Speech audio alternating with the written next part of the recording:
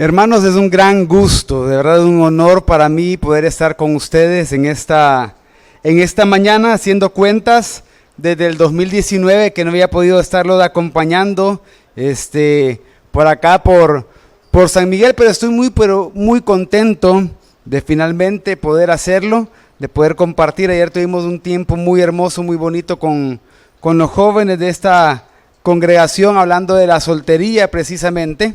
Y yo sé que algunos de sus hijos les comentaron de lo que estuvimos hablando y eso es muy bueno también, de que estos sean momentos para propiciar la plática alrededor de la palabra de Dios entre las familias. Y antes de iniciar, yo les quiero pedir que puedan inclinar su rostro. Vamos a orar. Padre bueno, gracias porque en tu gran misericordia y por tu verdad podemos estar reunidos hoy para darte servicio de adoración a ti, Señor, para alabar tu nombre y exaltarlo. Ya lo hicimos, Señor, cantándote, orando, ofrendando para tu reino, Señor. Pero también ahora lo queremos hacer por medio de la palabra, Señor, que será predicada y que vamos a escuchar activamente. Te pedimos que podamos alabarte por medio de esta manera, Señor, y que podamos aprender, Señor, a luchar contra nuestro pecado, a mortificar nuestro pecado por medio de tu Santo Espíritu, porque somos hijos tuyos. Te damos gracias en el nombre de Jesús. Amén. El título del sermón que quiero compartir con ustedes en esta mañana es Mata o muere. Y es que nosotros tenemos una misión de vida: dar gloria a Dios en cada aspecto de nuestra existencia por medio de proclamar y vivir el evangelio que nos salvó. Para cumplir esta misión, automáticamente se nos pone, a partir de nuestra conversión, en un campo de batalla en el que la misión de nuestro enemigo es matarnos, separarnos espiritualmente de Dios para evitar que cumplamos nuestra misión. Y entonces nos encontramos desde nuestra conversión y cada día en una situación de matar o morir. Quizás físicamente hablando, quizás son muy pocos, quizás de nosotros, que en algún momento hemos estado en una situación de matar o morir. Algunos de los jóvenes que nos acompañan quizás han estado en esa situación únicamente por medio de los juegos de video, ¿verdad? Como Call of Duty o Gears of War o algo así, que tienen que sobrevivir en el juego de video, pero quizás en el mundo real, de manera física, nunca nos hemos encontrado en esa situación, pero espiritualmente sí. Es por eso que el teólogo escocés David Brown escribió: si no matas al pecado, el pecado te matará a ti. Por eso quiero hablarles de una doctrina, de la doctrina de la mortificación del pecado. Pero, ¿qué es eso? ¿Qué es la mortificación del pecado?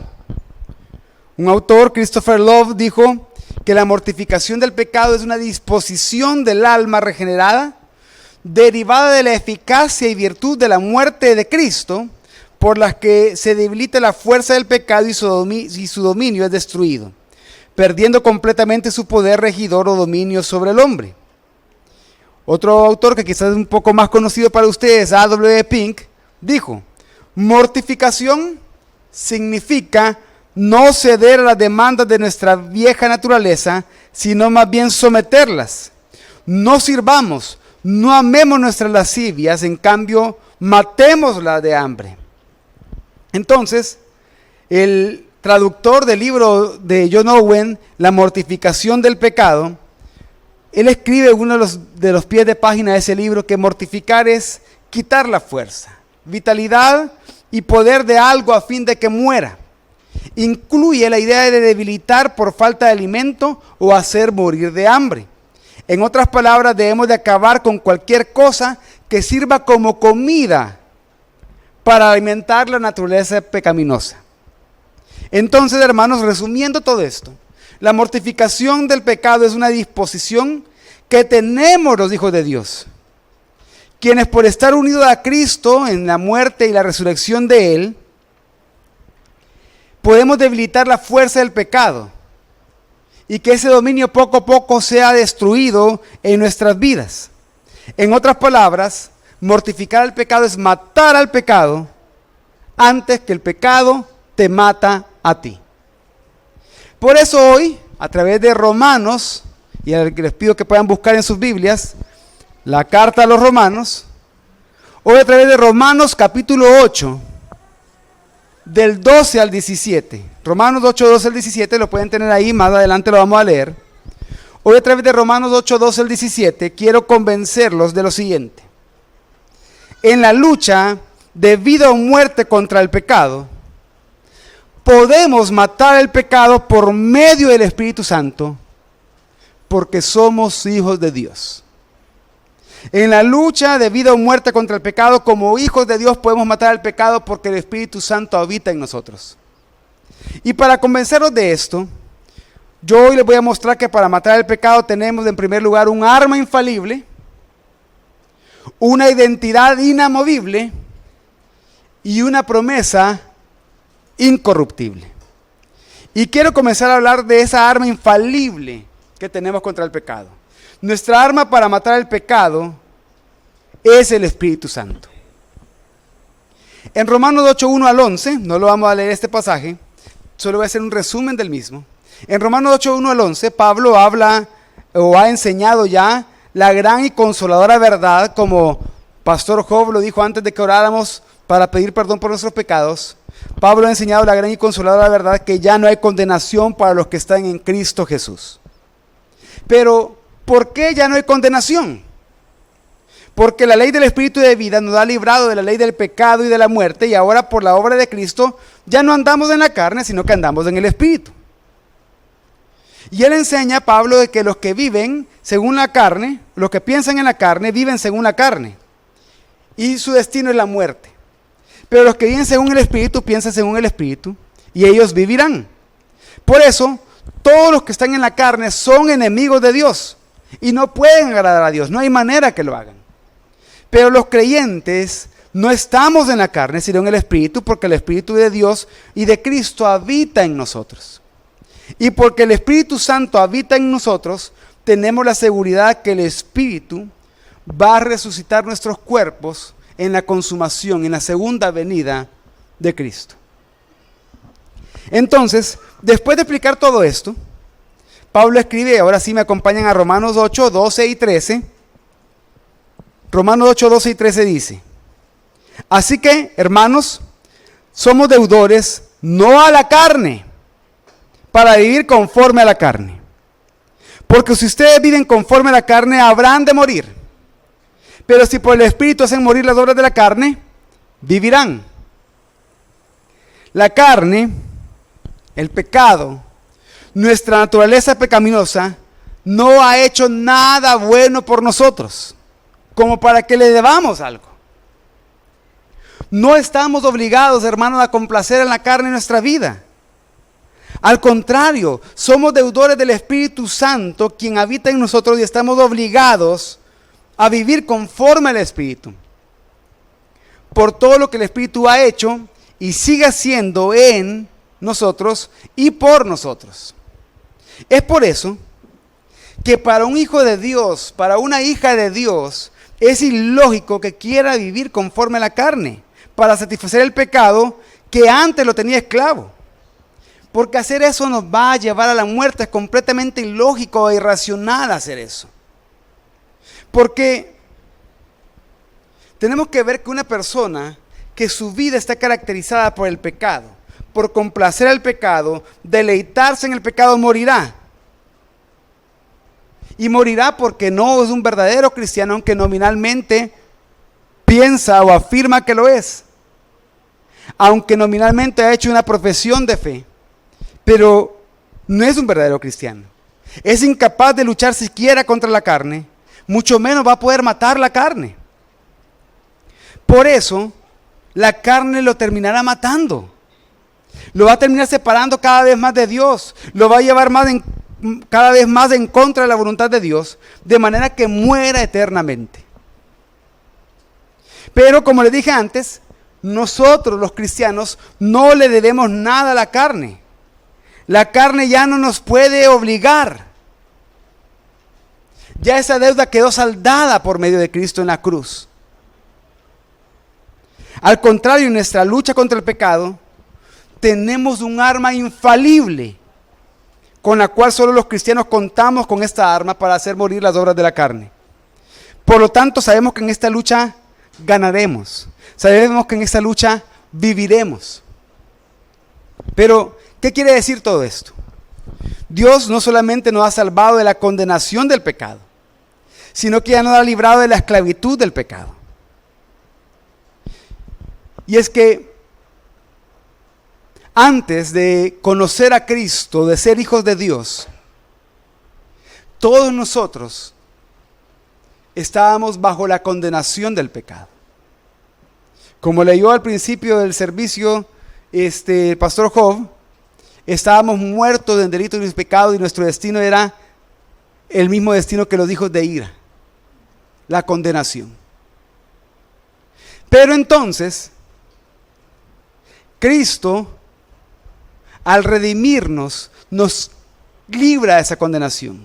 Por medio de nuestro arrepentimiento y fe en Él, somos libres de esa condenación.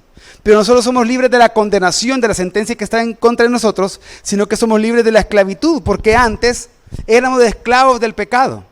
Nosotros pensábamos que éramos libres, pero no éramos libres.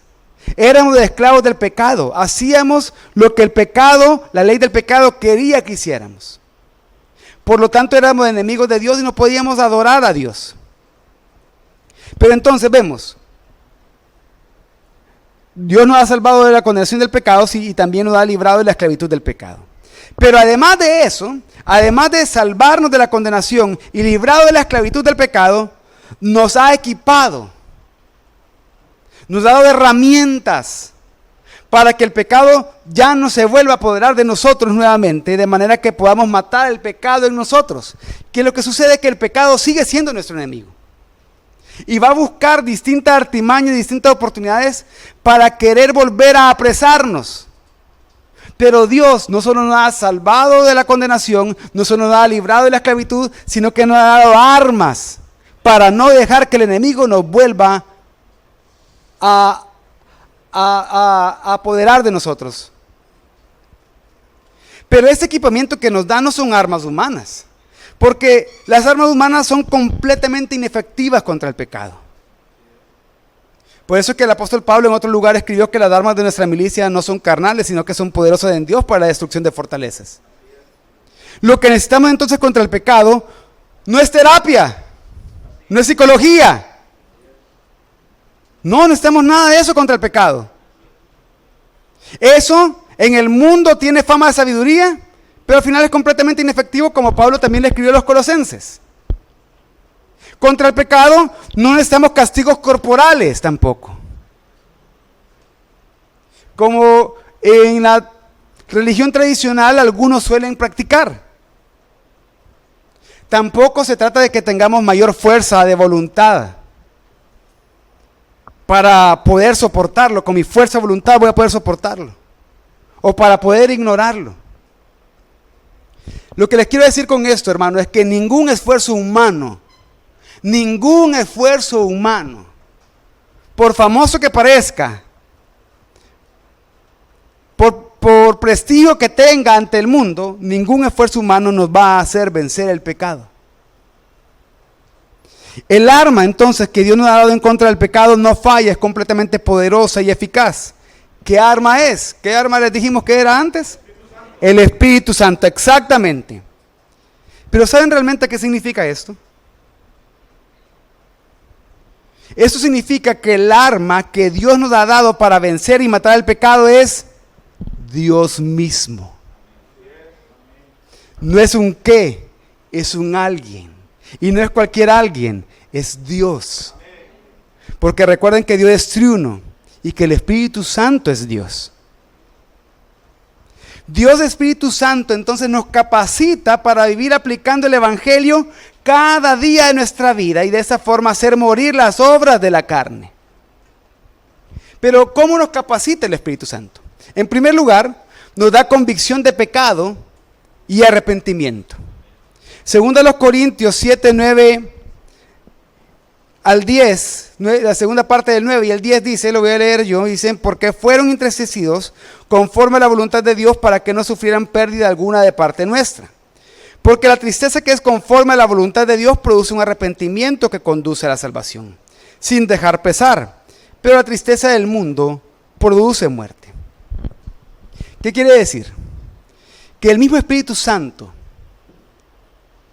que cuando se nos predicó el Evangelio después de una y otra vez, y nosotros estábamos rechazando el Evangelio continuamente, pero un momento que el Espíritu Santo, ese mismo Espíritu Santo que obró en nosotros, para hacernos nacer de nuevo, de manera que pudiéramos escuchar y comprender el Evangelio, y de esa manera nos guió al arrepentimiento, es el mismo Espíritu Santo que hoy también nos sigue trayendo convicción de pecado y arrepentimiento. Quiere decir que cuando nosotros pecamos como hijos de Dios, va a haber un momento que el Espíritu no nos va a dejar tranquilos.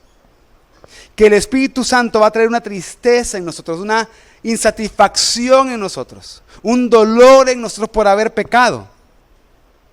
Sí va a haber dolor, sí nos vamos a sentir incómodos, sí va a haber tristeza, pero esa tristeza nos va a llevar a un gozo después, porque una tristeza según Dios que nos va a guiar a la salvación, nos va a llegar al arrepentimiento. Yo no estoy hablando aquí de remordimiento, porque es bien fácil poder distinguir entre el remordimiento o la tristeza por remordimiento y la tristeza que provoca el Espíritu Santo. ¿Cómo? Que la tristeza por remordimiento, tú dices que te arrepientes, tú puedes orar y pedir perdón, pero ya estás el siguiente día haciendo lo mismo. Pero la tristeza que es del Espíritu Santo te lleva a arrepentimiento, te lleva a llorar, te lleva a Cristo, no te lleva a ti.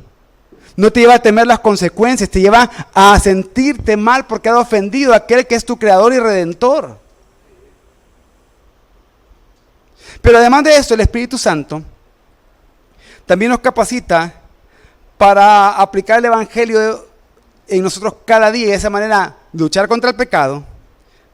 Nos capacita ayudándonos en nuestras oraciones. Más adelante en Romanos, ahí siempre capítulo 8, 26 al 27, como están todos en Romanos, pueden buscarlo. Y no sé qué versión estarán leyendo ustedes, yo voy a leer la Nueva Traducción Viviente en este mismo momento.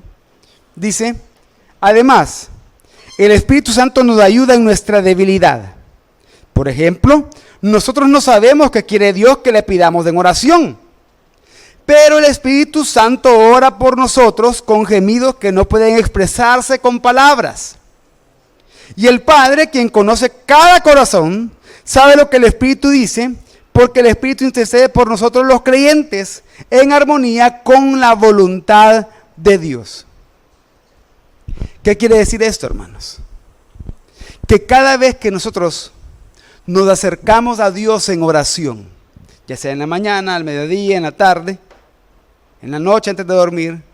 Hace un momento estábamos orando con mi hermano Joby y mi hermana Elsie.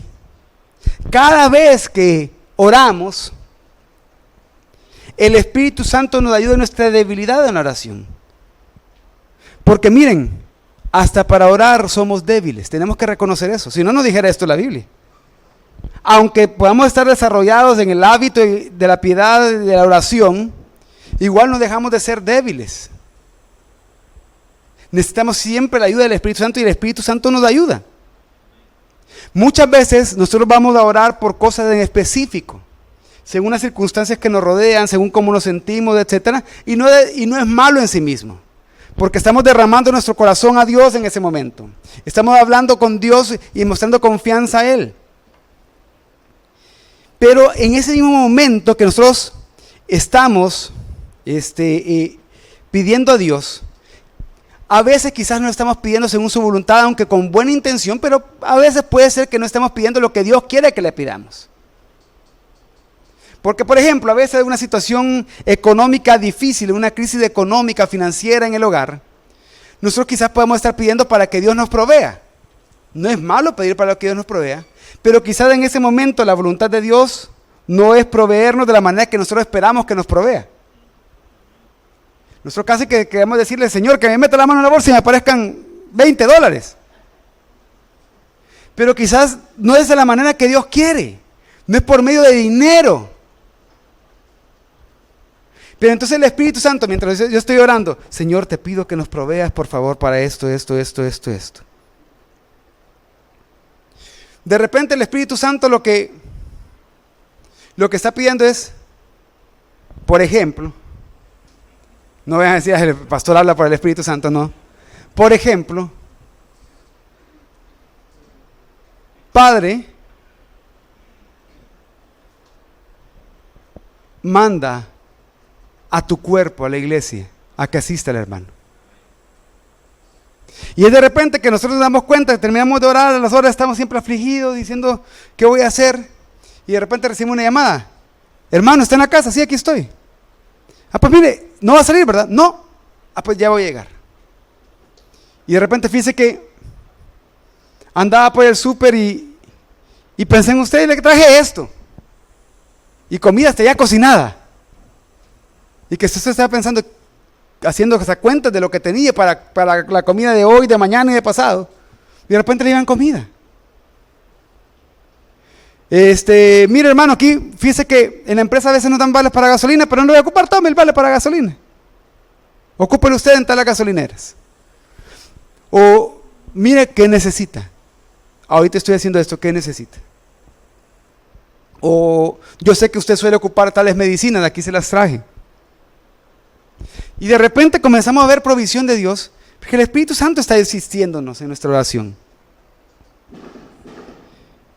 Y por eso es que el Padre, quien conoce cada corazón, que conoce nuestras motivaciones y nuestras intenciones, también sabe lo que el Espíritu dice, porque el Espíritu intercede por nosotros los creyentes. Pero a diferencia de muchas de nuestras oraciones, las del Espíritu siempre son conforme a la voluntad de Dios. ¿Pero por qué? Porque Él es Dios. Dios es triuno. Pero también el Espíritu nos ayuda a recordar y aplicar el Evangelio cada día en nuestra vida, de manera que podamos ser equipados para matar al pecado, iluminando las Escrituras que Él mismo inspiró y llevándonos a obedecerlas. Dice 2 Timoteo 3, 16 al 17, toda Escritura es inspirada por Dios y útil para enseñar, para reprender, para corregir, para instruir en justicia, a fin de que el hombre de Dios sea perfecto, equipado para toda buena obra. Entonces el Espíritu Santo, cuando nosotros vamos a las Escrituras que Él inspiró, como en otras partes de la Escritura lo encontramos, por ejemplo en las cartas de Pedro, Él inspira las Escrituras, y esas Escrituras, en el momento que nos acercamos a ellas, el mismo Espíritu Santo las ilumina para que sean útiles para nuestra vida. Útiles para enseñarnos quién es Dios, sus obras y su voluntad. Pero útiles también para reprender, para que nosotros veamos cuál es nuestro pecado, para que yendo a las Escrituras, el Espíritu Santo la ocupa como un espejo de nuestra alma, para que veamos la suciedad que todavía está en nuestra alma y nos arrepintamos de ello. Pero también son útiles para corregir, es decir, una vez vemos nuestro pecado y vemos que no estamos caminando en la voluntad de Dios, Él nos corrige el camino para que sí caminemos en la voluntad de Dios. Pero también para instruir en justicia, y esto de instruir en justicia instruir es entrenar. Es para entrenarnos en justicia. Es para que una vez haciendo todo esto, podamos saber cómo decidir, cómo reaccionar, cómo hablar, cómo vivir cada día de nuestra vida en distintas circunstancias. Es como el deportista que de repente está entrenando todos los días. Y que va a haber un momento en que por hacer el mismo movimiento todos los días, aunque parezca loco haciendo el movimiento todos los días, va a haber un momento en que lo que hace, lo va a hacer instintivamente. Ya va a estar dentro de su memoria muscular y cerebral todo eso que rápido va a pasar la pelota, va a levantar las manos instintivamente, porque está entrenado para eso. Entonces nosotros también por medio de las Escrituras, el Espíritu Santo iluminándolas, nos entrena para vivir justamente para la gloria de Dios. Para que todos los que somos hijos de Dios seamos perfectos, maduros, equipados para toda buena obra, equipados para todo lo bueno. Por último también, el Espíritu Santo nos ayuda a aplicar en nosotros el Evangelio que nos salvó, para poder luchar contra el pecado, manteniéndonos en unidad y comunión con la iglesia. Efesios 4, 3 al 4, ustedes lo van a ver en pantalla, yo lo voy a leer de la Nueva Traducción Viviente nuevamente. Dice, hagan todo lo posible por mantenerse unidos en el Espíritu y enlazados mediante la paz, pues hay un solo cuerpo y un solo Espíritu, tal como ustedes fueron llamados de una misma esperanza gloriosa para el futuro. Lo que está diciendo es, hay una sola iglesia del Señor. Aunque hay muchas iglesias locales, pero realmente todos los verdaderos hijos de Dios llamados según su voluntad, escogidos para estar en Cristo, todos forman una sola iglesia, un solo cuerpo. Y también hay un solo Espíritu. ¿Qué quiere decir esto? Que el Espíritu Santo que habita en ti es el mismo que habita en tus hermanos en la iglesia. Por eso es importante para la mortificación del pecado la unidad con la iglesia local. Para la confrontación del pecado del uno de los otros. Para la consejería bíblica. Para el discipulado. Para la oración mutua. Tú puedes hacer todo lo demás que te dije. Tú puedes orar en arrepentimiento y con eso estás mortificando tu pecado. El Espíritu te está ayudando a mortificar tu pecado. Tú puedes orar. También con eso tú estás mortificando el pecado. Tú vas a la palabra, también con eso el Espíritu te está equipando para mortificar el pecado, pero no solo te puedes quedar con eso, sino que te necesitas de tu iglesia local para mortificar el pecado. No hay ningún cristiano en el mundo, ni ha habido ningún cristiano en el mundo que pueda mortificar su pecado solo, sin ayuda de la comunidad de la fe. No hay ninguno. Decir lo contrario, decir que yo puedo ser un cristiano sin iglesia y perfectamente puedo vivir mi relación con Dios, es contradecir a Dios. Es contradecir al Espíritu, al Hijo y al Padre. Es contradecir a Dios. Tu iglesia local, una de las razones por las cuales Dios la ha puesto es para que tú vivas mortificando el pecado para santificación tuya.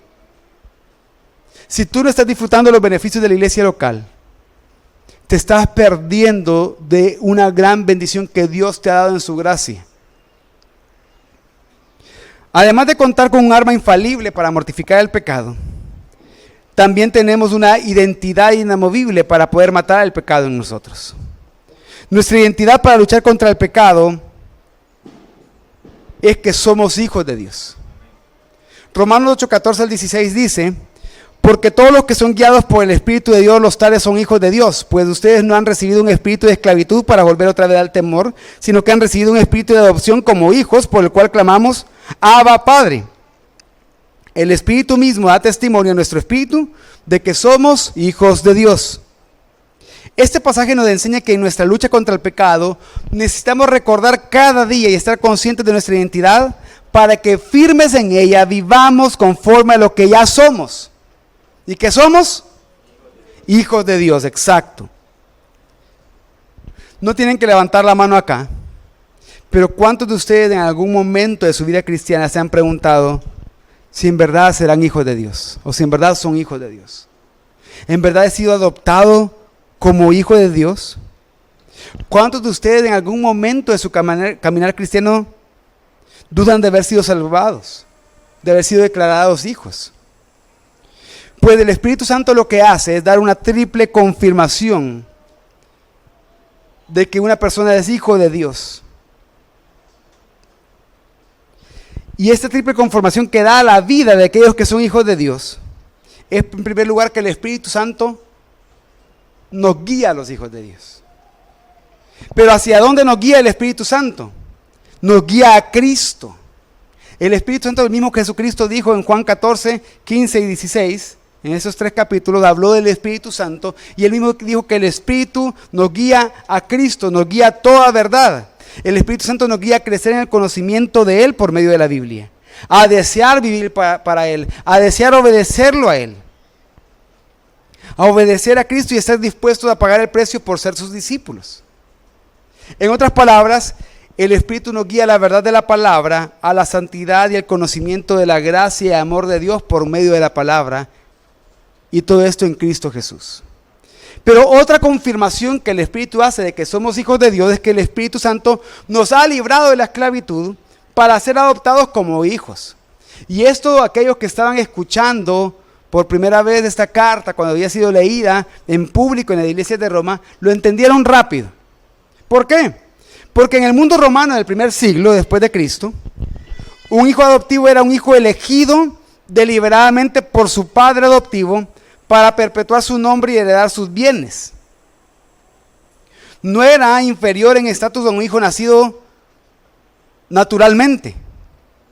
¿Qué quiere decir? Que bajo la adopción romana, yo podía tener un hijo nacido de mi esposa, pero también podía tener un hijo adoptado y tenían los mismos derechos, el uno al otro. No era inferior ni superior ninguno del otro. Entonces, bajo la adopción romana, la vida y la posición del hijo adoptado cambiaban completamente. Cambiaban una vez que era adoptado por el nuevo padre, cambiaba su vida. Porque el hijo adoptivo perdía todos los derechos de su antigua familia y ganaba todos los derechos de su nueva familia. La vida del hijo adoptado era completamente borrada, la vida anterior, con todas las deudas canceladas, sin nada en su pasado contado en su contra.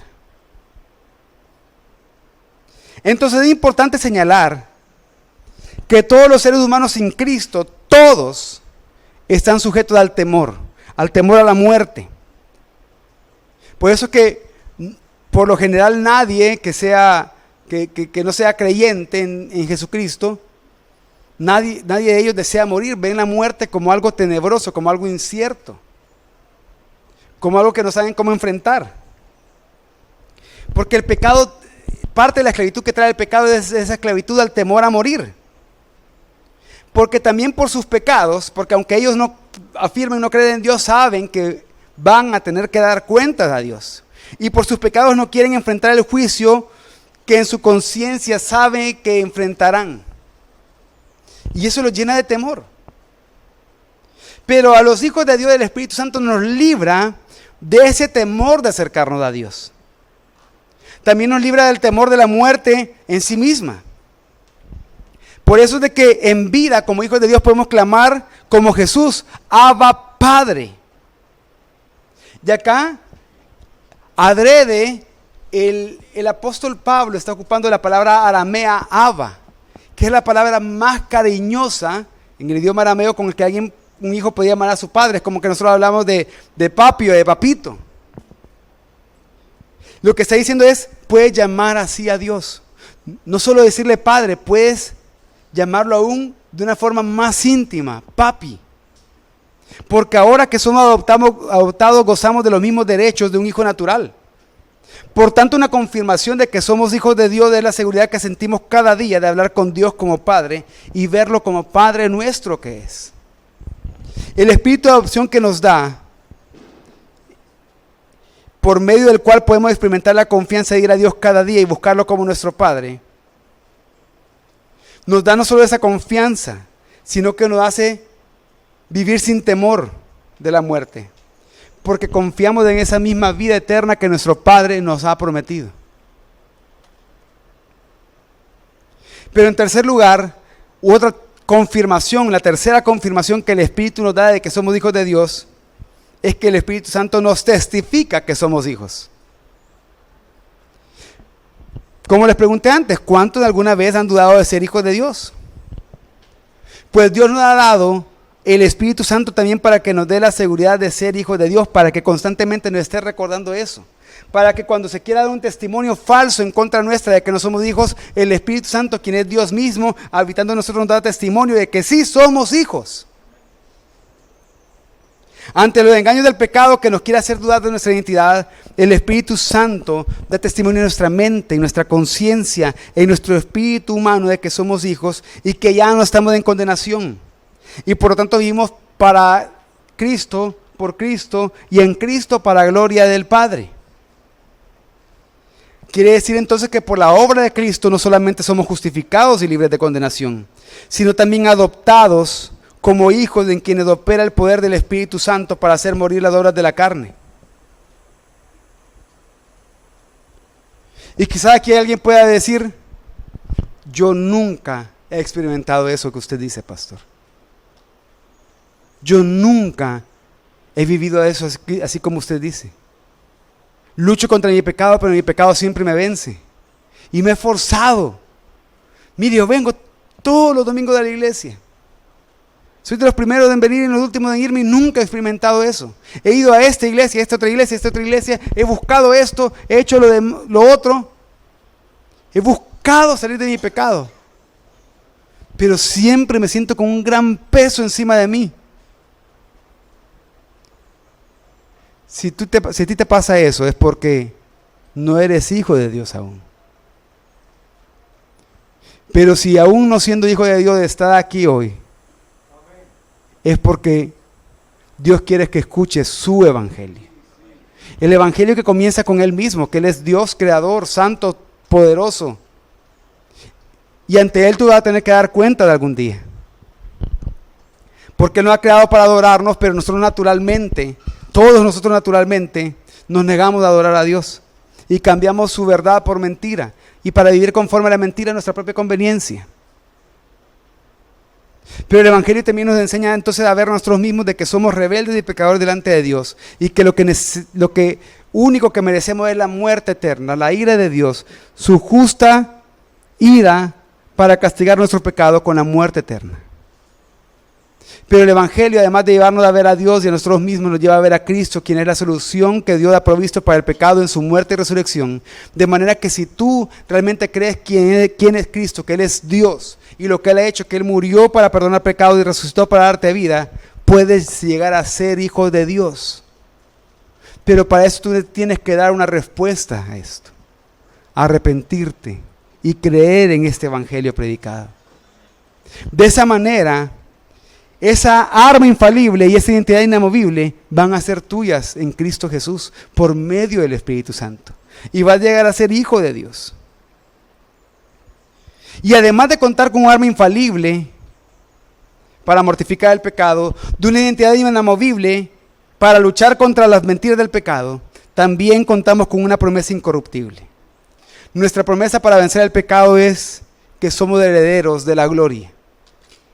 Romanos 8:17 dice, y si somos hijos, somos también herederos, herederos de Dios y coherederos con Cristo, si en verdad padecemos con Él, a fin de que también seamos glorificados con Él.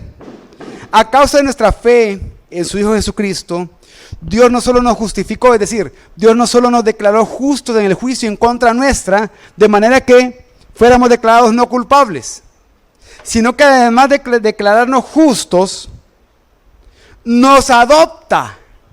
Nos hace de su familia. Y una de las bendiciones de ser hijos de Dios, como dice Colosenses 1:12, es que con gozo damos gracias al Padre que nos hizo aptos para participar de la herencia de los santos en luz. Quiere decir que la adopción nos hace hijos. Y como hijos tenemos derecho a la herencia. El pecado nos va a decir, no, tú no eres hijo. Pero el Espíritu nos dice, sí, tú eres hijo. El pecado nos va a decir, tú no mereces nada. El Espíritu nos va a decir, tú mereces la herencia que tu Padre te ha dado. Y puedes vivir en libertad con ella. Y la herencia de los cristianos viene del Creador, sustentador y dueño del universo, Dios. Así como los recursos de Él son ilimitados, también nuestra herencia no tiene límites. Porque nosotros como coherederos participamos de todas las cosas que hereda por derecho propio el verdadero Hijo de Dios, Jesucristo. Somos herederos con Cristo en la misma medida que también padecemos juntamente con Él, dice Pablo. En otras palabras, lo que Él está asegurando es que porque estamos conscientes, porque ya que el hecho de que ahora compartimos el sufrimiento de Cristo, ese sufrimiento que experimentamos por Cristo y en Cristo, nos garantiza que también más adelante vamos a compartir su gloria.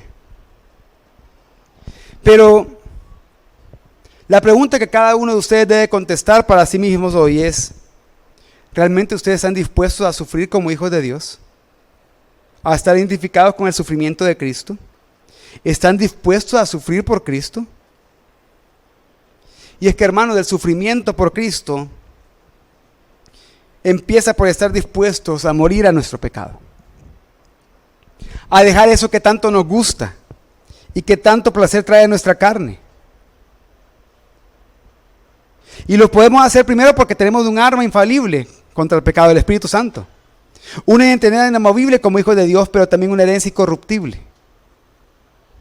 Y esto es como que de repente a usted le guste, no sé, comer cualquier cosa. Comer, usted se deleita con cualquier cosa, eso me trae placer, me traen los placeres los churritos Diana. Ya a mi edad ya no me trae placer comer churritos porque a media hora ya estoy con una gran gastritis. Ya llegué a esa etapa de mi vida.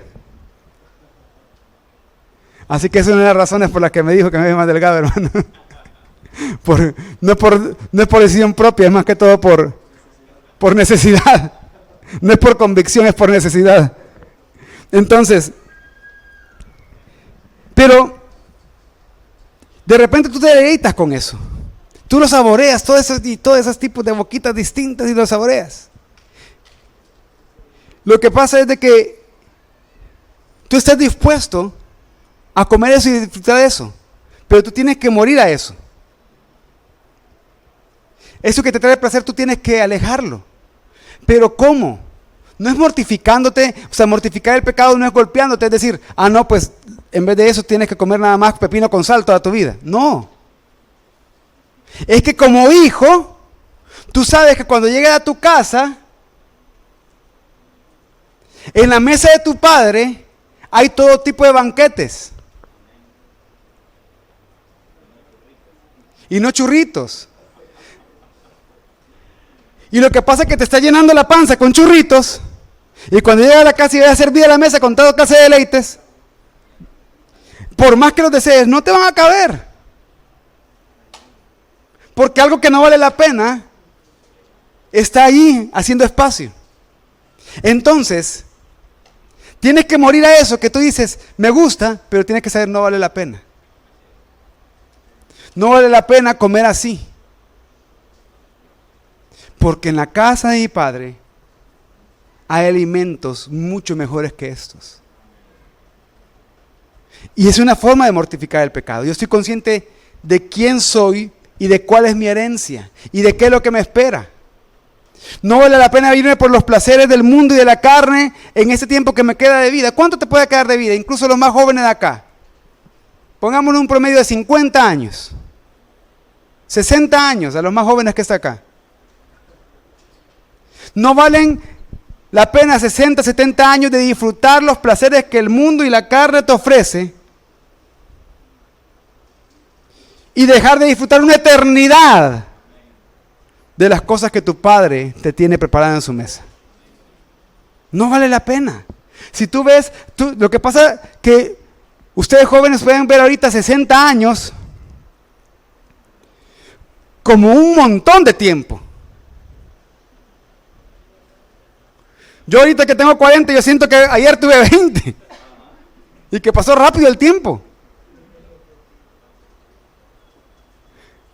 Pero ese montón de tiempo que ustedes ven es como que ustedes digan, este pedacito de aquí nada más de la tarima, este pedacito de la orillita de la tarima, esos son 60 años.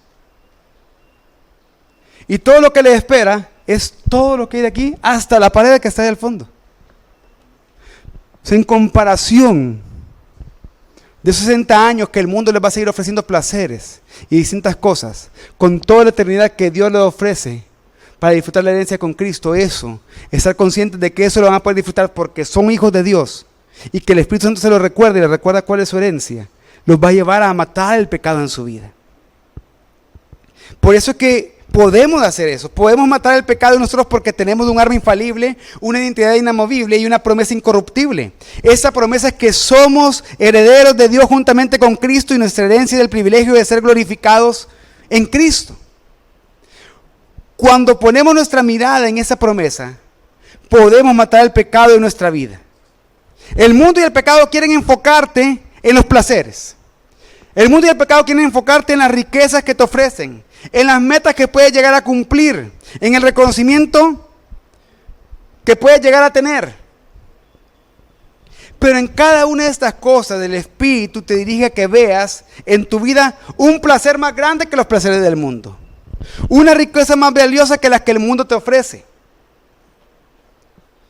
Una meta más segura que las metas que el mundo insiste en que alcances. Una gloria más majestuosa que cualquier pseudo gloria que el mundo te ofrezca. El Espíritu te lleva por medio de la palabra a que veas a Cristo. A que veas la satisfacción y placer de estar en Él. A que veas la riqueza de ser de Él.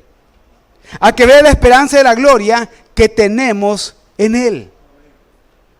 Hermanos, podemos matar el pecado porque el Espíritu Santo, el arma infalible que tenemos, nos guiará a Cristo y a su verdad.